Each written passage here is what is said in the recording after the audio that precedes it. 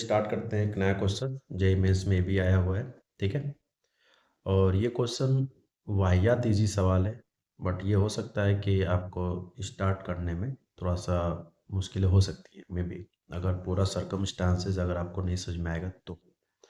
Otherwise इस तरह का क्वेश्चंस क्लास में हम लोग डिस्कस करते हैं। तो सबसे पहले इस सवाल को आपको अटेम्प्ट करना है, उसके बाद आके सोल्यूशन देखने हैं। ओके स्टूडेंट, चलिए स्टार्ट करते हैं। चलिए क्वेश्चन को स्टार्ट करते हैं पढ़कर। Let P be the image of the point Q. Question में कहा गया है कि पी एक पॉइंट है, ठीक है, जो क्यू का इमेज है। अब इमेज निकालने के लिए हमें ये भी पता होना चाहिए किसके रिस्पेक्ट में। तो क्वेश्चन में दे रखा है कि इस लाइन के रिस्पेक्ट में। ठीक, तो क्वेश्चन कैसे डिजाइन किया जाए। तो एक सपोज मान लेते हैं कि एक लाइन है एल नाम का, और इस पर एक पॉइंट लिया गया है ऊपर क्यू 7-2, 5। और ये कहा गया है कि क्यू का जब हम इमेज निकालते हैं दिस, तो इसका जो इमेज आता है उसको इन्होंने पी कर रखा है। ठीक है, तो पहले हम इमेज निकाल लेते हैं, उसके बाद की लाइन हम बाद में पढ़ेंगे। ठीक है स्टूडेंट, ये लाइन हम बाद में पढ़ेंगे, अभी हमारी किसी काम का नहीं है। तो अभी हम इमेज निकालते हैं, फिर देखते हैं इसके आगे क्या करना है। चलो स्टार्ट करते हैं। तो आपको पता है कि ये जो लाइन एल लिखा है दिस, इमेज निकालने के पर्टिकुलर प्रोसेस है।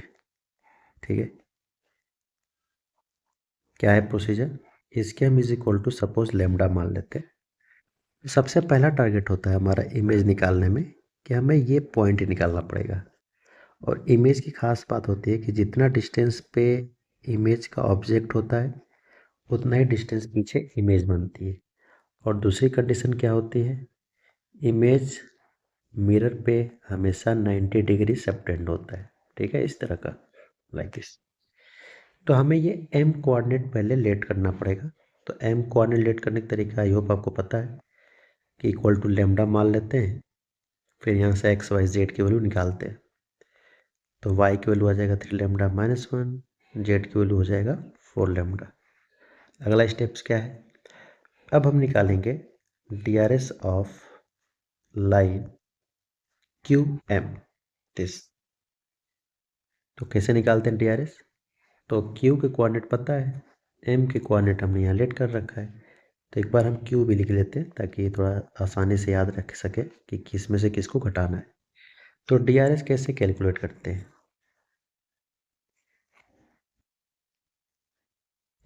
उसके लिए हमें एम के एक्स कोऑर्डिनेट में से क्यू के वाई कोऑर्डिनेट को सेपरेट करना है। ये डी आर एस निकालने का प्रोसीजर होता है। ठीक है, लाइक दिस। आगे बढ़ते हैं। 2 लेमडा -6, 3 लेमडा +1 एंड 4 लेमडा -5। तो मैंने क्यू एम लाइन का डी आर एस निकाल लिया। और आप बताओ क्या इस लाइन का डी आर एस पता है। बिल्कुल पता है, क्योंकि इसी को तो हम लाइन एल बोल रहे हैं ना। तो इसका डी आर एस कितना है, 2, 3 एंड 4। और क्यू एम का डी आर एस हमने निकाल लिया है। तो और आप बताओ क्या जो लाइन क्यू एम है क्या वो परपेंडिकुलर है एल के। बिल्कुल। तो परपेंडिकुलर का कंडीशंस क्या होती हैं, अगर देखा जाए यहाँ पे, तो परपेंडिकुलर कंडीशन होता है A1 A2 plus B1 B2 plus C1 C2 is equal to 0। A1 का काम ये करेगा, B1 का काम ये करेगा, C1 का काम ये करेगा, और A2 का काम ये करेगा, B2 का काम ये करेगा, C2 का काम ये करेगा। तो अगर लिखेंगे हम लोग ध्यान से, दिया जाएगा 2 times 2 lambda -6 plus 3 times 3 lambda +1 and this is 4 times 4 lambda minus का 5 and this equal to 0। अब थोड़ा इसको कैलकुलेट कर लेते हैं। दिया जाएगा 9 लैम्डा प्लस का 3, 16 लैम्डा माइनस का 20 इज इक्वल टू 0। दिया जाएगा आपका 29 लैम्डा, और ये हो जाएगा आपका माइनस का 29 इज इक्वल टू 0। तो लैम्डा की वैल्यू ऑब्वियस सी बात है 1 आ जाएगा। लेकिन हमें तो कोऑर्डिनेट चाहिए था, तो एम के कोऑर्डिनेट कैसे निकालेंगे। तो एम के कोऑर्डिनेट हमने क्या एज्यूम किया था, ये पूरा था।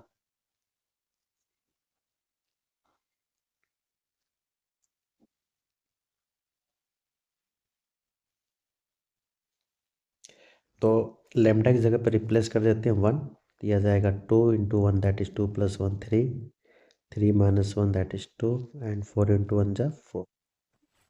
अब अगला स्टेप्स क्या है, हमने एम तो कैलकुलेट कर लिया। हमारा टारगेट यहाँ पे इमेज निकालना नहीं है, एक्चुअल में हमारा टारगेट है एरिया निकालना। अब एरिया के लिए क्या कहा गया है, थोड़ा सा एक लाइन को आगे बढ़ते हैं।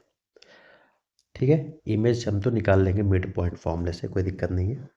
अब आगे कह रहा है कि एक तीसरा पॉइंट है कैपिटल आर नाम का, जिसको 5, P, Q के नाम से बोला गया है। क्या खास बात है इसकी, कि इसका ये जो पॉइंट आर है वो इसी लाइन पे ही लिया गया है, कहीं ना कहीं एल पे रखा गया है।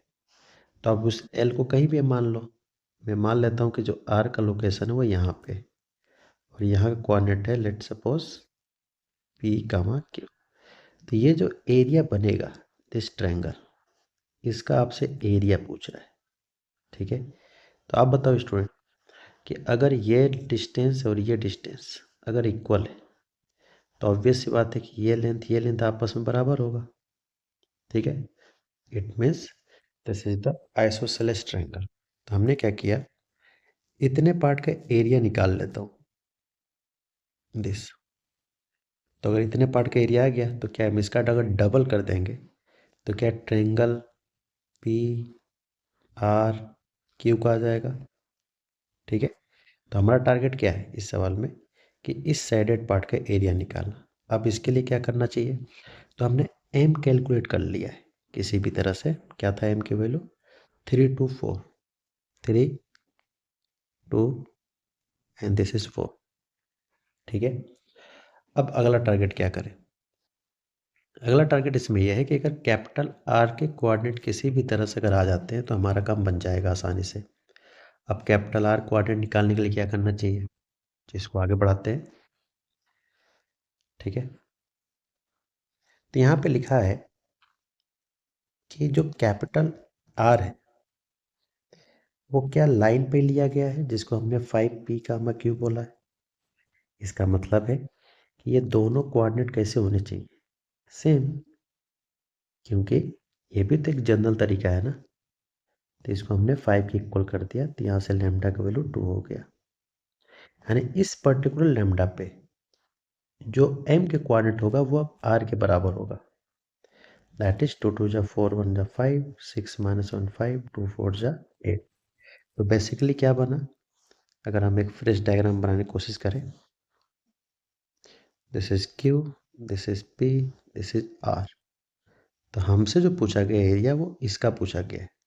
तो हमने क्या किया, इतने पार्ट का एरिया निकाल लेता हूँ दिस पार्ट, और उसका डबल कर दूंगा।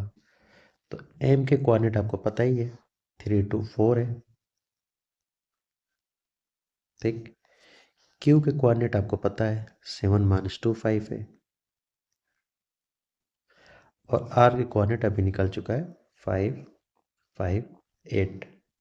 ठीक, क्या करें, how to calculate this area this.